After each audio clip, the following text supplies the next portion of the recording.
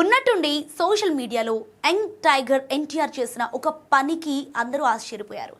అసలు తారక్ ఇలా కూడా చేస్తాడా అనేలా అభిమానులు కూడా షాక్ అయ్యారు.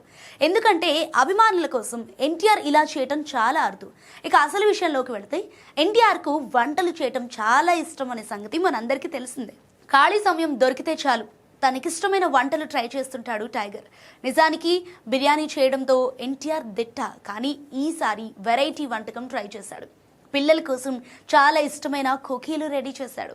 దీనికి సంబంధించిన ఫోటోలను సోషల్ మీడియాలో షేర్ చేస్తూ అవి కొన్నవి కాదని స్వయంగా తయారు చేశానని చెప్పుకొచ్చాడు. ఇది ఎన్టీఆర్ పోస్ట్ నెట్టింట వైరల్గా మారడంతో అభిమానులు చేసిన కామెంట్స్ కూడా వైరల్ అయ్యాయి.